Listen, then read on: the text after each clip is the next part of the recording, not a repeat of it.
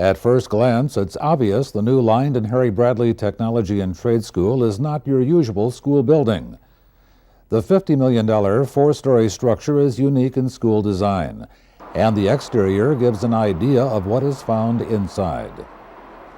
Bradley Tech's more than 1,500 students study in one of three major areas: manufacturing, construction, and communications. Program content is based on core academic, employability, and technology standards.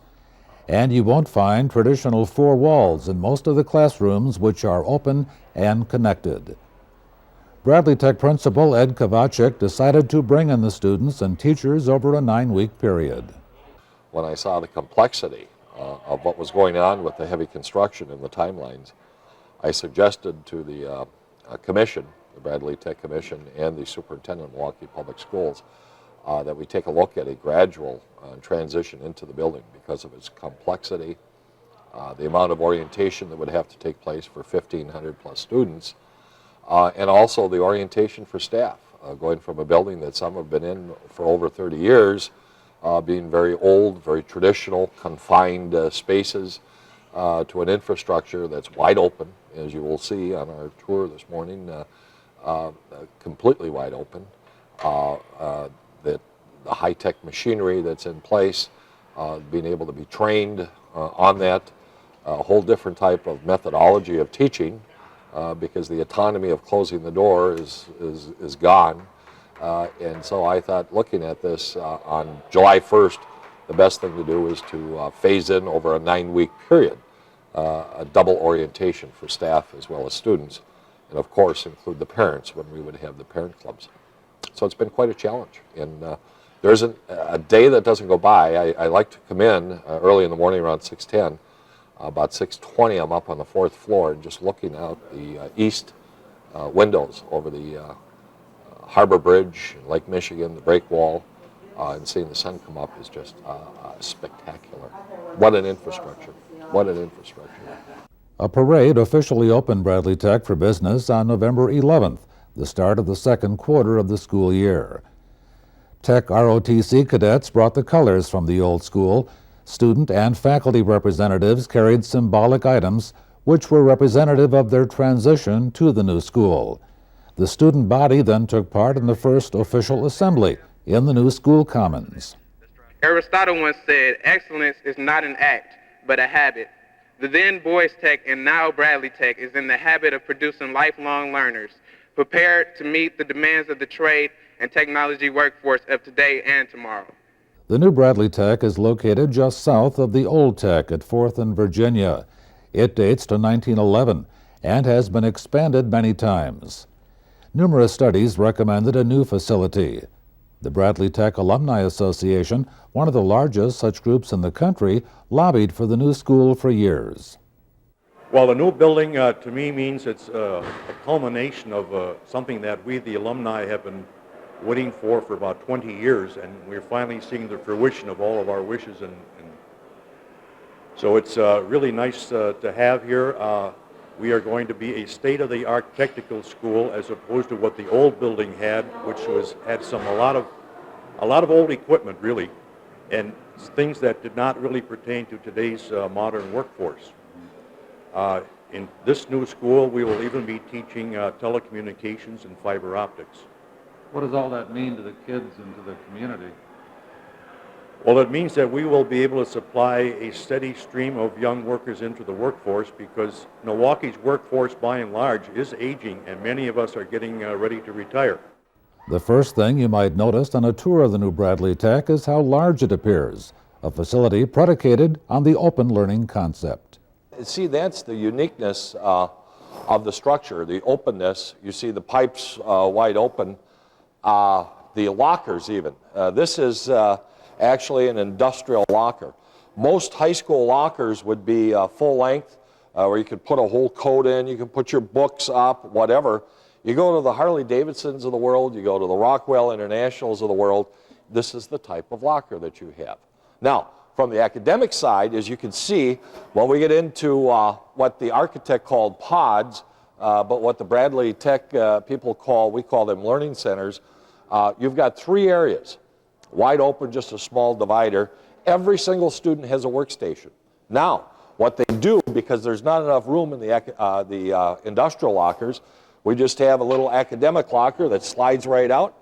Now you have your T-square, calculator, notebooks, pens, pencils, whatever you want, and they merely flip a padlock on if they keep anything of personal significance in there that they don't want walking away.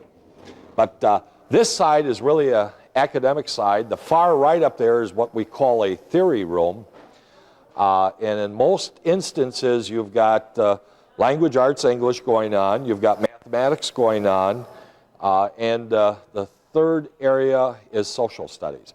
So those three areas rotate, and behind us in the middle area here, where you see the lights up above, are all of the science classes. Now the first floor is 12th grade, second floor is basically juniors, 11th grade, floor 3 is sophomores, and floor 4 is freshmen.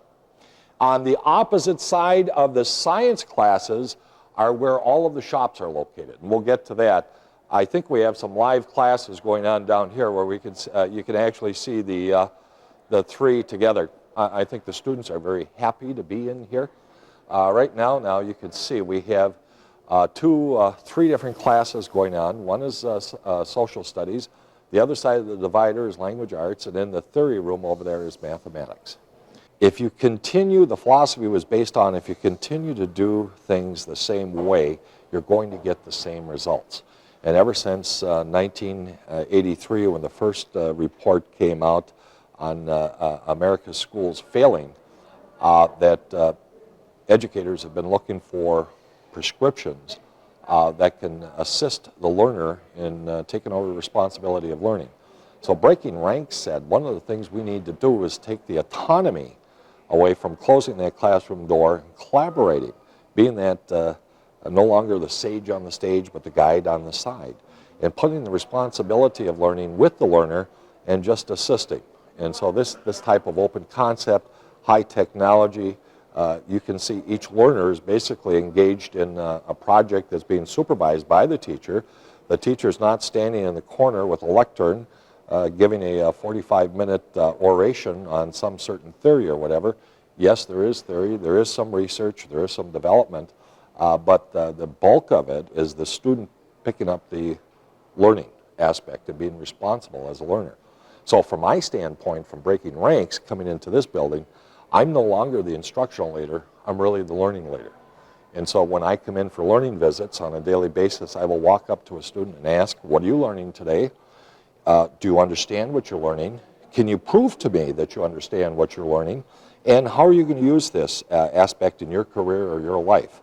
Even the teacher workrooms are uniquely set up, that the plumber is next to the English teacher, who's next to the carpenter, who's next to the social studies teacher, who's next to the electrician. And their conversation is centered around the same students that they share during the course of the day. And this really has opened up some very interesting educational conversations with the educators. So that whole Breaking Ranks, the traditional classroom, that close your door, the autonomy of I'm going to do what I want to do when I close that door, versus now the exposure of being open and being forced into a sort of collaboration, I think is going to be extremely beneficial. And what we've done is started professional learning communities to kind of break the ice. We had to come together for a shared mission for this new infrastructure, a shared vision, organizational values that are behavior versus word. So when we say honesty, integrity, that we're not going to leave any child behind, we actually live it. That failure, there is no option for failure. We have to graduate kids in 4 years. And those standards the commission holds me to. The child, when they enter, must graduate in 4 years. Their post-secondary options is I have to guarantee them an apprenticeship and they'll finish, or a 2-year tech school and they'll finish, or a 4 to 6 year engineering school and they'll finish. So there's a lot of electronic tracking going on, a lot of support services for the 4 years that the child is here, and then any post-secondary support resources that will have to come in. So it's going to be a very interesting adventure. This is the shop side. It's the west side of the building. You will notice that the noise factor is completely different. You get more of an echo chamber. Now these students here are with part of the construction, working on theory. They're in the research area, it's wide open. When they finish their theory, they're going to come across all the way to the state-of-the-art welding, some traditional welding, some high-tech welding. We've got all the individual stations over there, individual stations right here as part of and welding just being one part of the construction arena.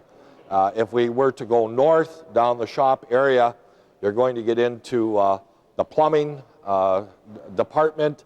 Way down is the carpentry. In fact, we have $21,000 worth of lumber scheduled for delivery tomorrow, so that will really be stacked up as you look down. And then as we proceed down, each shop area has a theory room where the students will go over, they'll go through safety, just as you would do in any industrial plant such as Harley-Davidson or Rockwell International, and then the theory behind what they're doing, and then the practicum comes over here. And that's when you have the human resources from business and industry and post-secondary schools right on the floor with the instructor, with the welder, assisting, and in some cases recruiting too. As we get down here in the south end, this is what we call the manufacturing area. These machines are state-of-the-art, and everything is hooked up to a computer, and it's all high-tech. So you can get into unbelievable collaborations, unbelievable measurements, unbelievable lathing as you go through. And the student, these machines, by the way, are actually the same ones that are on the floors of Harley-Davidson, where they do their lathe and mill work for their motorcycles. So when we're looking at, and they're very expensive machines, what we're looking at is a student that graduates from the Lined and Harry Bradley Technology and Trade School. This is one area, if they're in manufacturing, that actually have the skills and possess the skills that if they didn't want the apprenticeship or the 2-year tech or 4 to 6 year engineering, they still have another option of actually taking their technical skills right into business and industry at that point. But what we have here is a very unique arrangement. We have what we call business partnerships, industrial partnerships, and post-secondary educational partnerships, where the institutions and the industries actually have an office right here at Bradley Tech. What these individuals do is they monitor the curriculum that has been revamped, and they take a look at the process and delivery of that curriculum right on the floor, side by side with the instructors. And as they do that, they're also assisting students in their career choice of saying that, I could introduce you now to the Human Resources Director of Harley-Davidson or Rockwell International to let them know that you actually have the skills right now, or that I know what apprenticeship I can get for you in plumbing. But here are the soft skills that you must deliver. You have to be punctual. You have to have almost perfect attendance to be on time. You have to be able to problem solve. You have to be able to work with groups. And if you get into that apprenticeship, here's the lifestyle that you're going to have, and a very successful one. We have found that a lot of the alumni come in, and they'll walk around and speak with the kids, and you're talking about plumbers that have retired, electricians that have retired, carpenters that have retired, steam fitters, whatever. And the other unique aspect is that just this past summer, we hired an additional 14 teachers, and every single one of them had experience in the trades. So you've got that steam fitter that came on board with 21 years experience that can just tell his class of 20 students, this is what it's like out there. Trade union executive Lyle Balistreri knows what it's like out there, and he's very interested in the building and construction trade aspect of the new facility. First of all, the school was a union-built school. I'm really proud of the fact that union contractors built the school. And all of the crafts unions and the craftspeople that this council represents were involved in the construction of the school. So, electricians, plumbers, carpenters, sheet metal workers, the whole 9 yards, and everybody performed very, very well over there. The building itself is a beautiful building. I think it's it's a refreshing design for a school, especially an inner city school that has a lot of outside light coming in, and it's a very bright atmosphere, and I think it's very conducive to education. Ballestori says many local contractors and their employees are graduates of tech. He'd like to see many more tech students graduate into the trades and the opportunities that are available. Well, it's about choices. It really is. This school is about providing more choices, career choices for these kids. And there's a construction curriculum over there. There's a communication curriculum over there. There's a computer science curriculum over there. There's a number of curriculums over there that are breaking into new technologies. And from my point of view, from a construction point of view, we need good candidates for apprenticeship programs that come out of Milwaukee's inner city schools, and we haven't gotten them in a lot of years. And now that is starting to turn around. We have, I think we had 11 students take the electrical apprenticeship qualification exam this past year, and out of those 11, 8 of them have passed. And so that's a real good sign. It's a very good sign. And the construction industry is going to take off again, and we're going to need the people. The opportunities are going to be there. There's a lot of development on the books. I mean, we've seen some economic downturn lately, but we have all this power generation work that's going to come along. That's a 10-year construction project worth almost $3 billion. We have a lot of downtown redevelopment, the Park East Corridor, the Pabst Brewery renovation. There's a heart hospital going up on the north side. Metcalf people are putting that up. And so there's an awful lot, the market interchange, all the sewer pack work. I mean, there's a tremendous amount of construction work we're looking at in the future. While Bradley Tech has a principal, it also has a chief executive officer. Kenneth Munson is a former Tech graduate, class of 1979. And I think about the things I wanted to do when I left this school, the things I wanted to accomplish, and I think I've done some good things in my life, but to come back and be able to contribute to the kids who are here, that's the most important thing of having this new building here. It makes it easy to teach, but it also lets these kids know that this whole city wants good things for them. So I'm just excited and pleased and happy about the new building, the new program, and I have great memories of the old school, but I'm happy to see the school here. And the future is bright for the kids that are here? Oh, there's no doubt about that. One of the things about this school is the idea is that it gives them opportunities. It gives them, and we always say that, every school gives kids opportunities, but in this school you have, we've got a person from Harley-Davidson who works here full-time, and Harley contributed his time to be here. So you have that basic connection right here in the school to industry. This is a school where we have spaces on the floor of the school for what we call partnership rooms, where MATC will be here, or the University of Wisconsin-Milwaukee will be here. So the opportunities are right here in an even greater way than they were in the old school. And the kids will see people who are not people they see every day. They'll see them from business, from the private sector, from the public sector, people who wouldn't be in the school otherwise. And those kind of opportunities are just irreplaceable. Bradley Tech is unique in the public school system.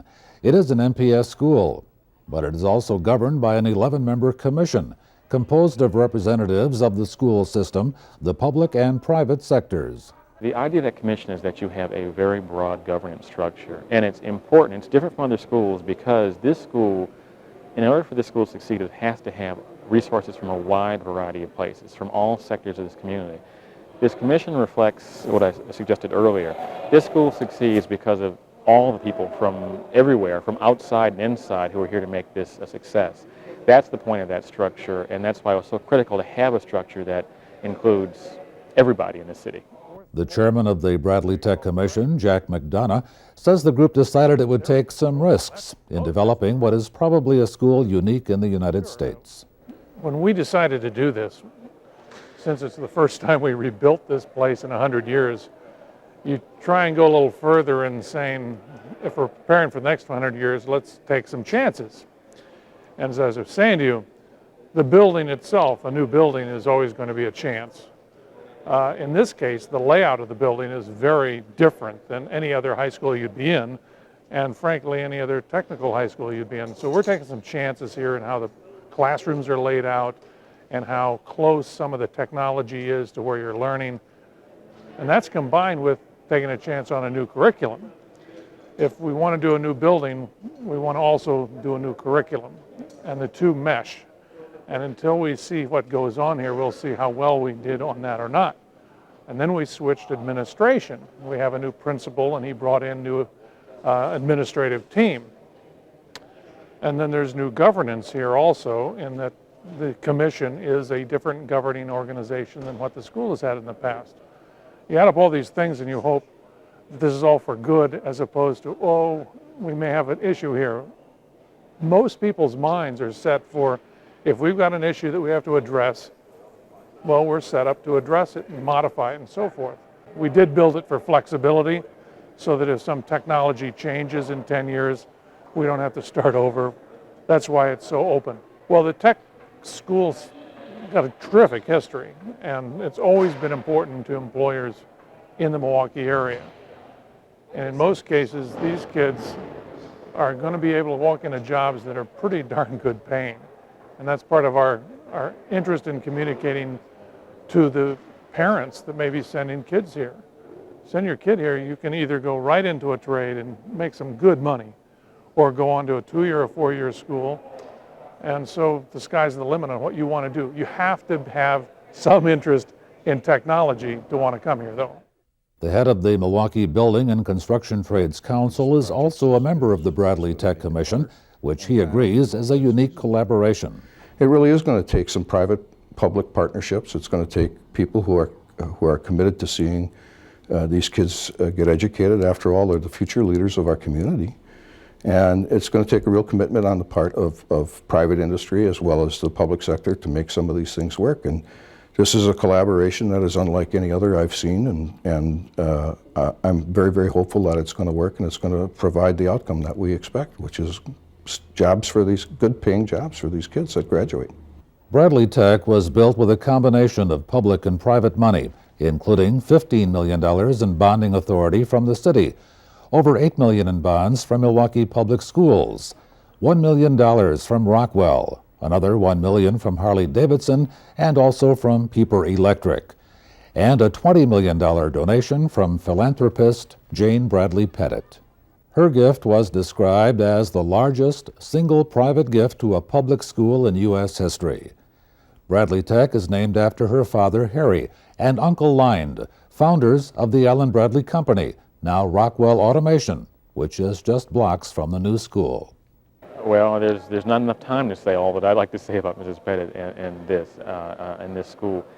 Mrs. Pettit was very aware, as I understand it, her father and uncle were aware that the resources, the wealth that they derive from running a very successful business, Allen Bradley, came because of the hard work of their workers and because of this neighborhood they worked in. Mrs. Pettit said that she wanted to give something back to this neighborhood and to these students and to this city.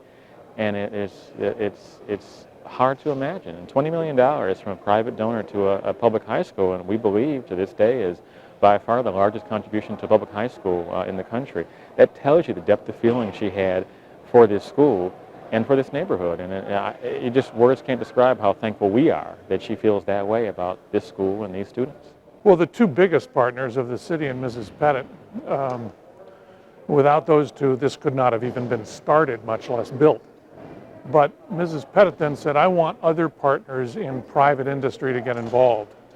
And that was, frankly, genius on her part, because you have Rockwell, you have Harley-Davidson, you have We Energies, you have Ameritech, you have Pieper Power, and all these people and others have an interest in making sure the curriculum actually works for them. They're not doing it just for charity. They want to hire people. And if we're not training them right, they'll come in and say, hey, you need this kind of equipment, you need this kind of training. Harley even has somebody here full-time helping us. And a lot of our decisions on what equipment we've already put into this new school are on the basis of those private industries saying, hey, this is what we need you to teach for a good employee for us. Obviously, Jane Pettit was a very unique woman and very committed to the community, and she gave of herself, and it's too bad that she's gone, but her foundation carries on, and hopefully they'll continue to participate and give back to the community too. There aren't a whole lot of people in this world like Jane Pettit. I will say this, that any type of symbolic ceremony that we have, any type of explanation of how we arrived at where we got to today certainly has been a dream of many in this community for years and years, and it's finally come true. Jane Pettit's name is always mentioned, and there's always a thank you to Jane Pettit for her generosity in making this dream come true. So the kids have heard the name. They're starting to realize the infrastructure that they're in, and many have classified the technology alone in this building is greater than any high school in the world. You take a look at just a few feet from us into the beautiful gymnasium that will be multi-purpose. We'll be doing our graduations in there. The seating, unbelievable, 4,000 to come down and watch a high school basketball game, etc. These are the types of things that the students now, we've only been in the building a week and a half, are starting to say this is awesome. And I'm hoping, and will certainly reinforce, that someday they too will say thank you, Jane Pettit, thank you. There are still some issues to be worked out, both academically and with the building, but everyone agrees they will be dealt with in time. I go from day to day. I take the academic punch list, and there's certainly some issues. The sound we're trying to correct. We're still prescribing staff development for teachers that still need to go more into indirect teaching methods. It used to be the sage on the stage, direct lecture. Now we're looking for a guide by the side. It's all high tech, it's monitors, it's software. It's a whole different lifestyle for the teacher. So we've got to keep that weekly reinforcement support for them. I still say, though, even with the structural punch list that we're working through the sound system, our PA system doesn't work that well yet, but at least we have the sound experts in here and they're fine tweaking it, and we're figuring out ways to solve those dilemmas. And I'm sure punch lists will go on for a year, maybe even 2 years, academically as well as structurally. But I can only say this, I think I got the greatest job in the world. I really do. I love it. I love the challenges set out before me, and boy, I'm happy. I'm enthused. Like I said, I'll run up to the 4th floor every morning at 6:15 and watch that sun come up, because this is quite a venture.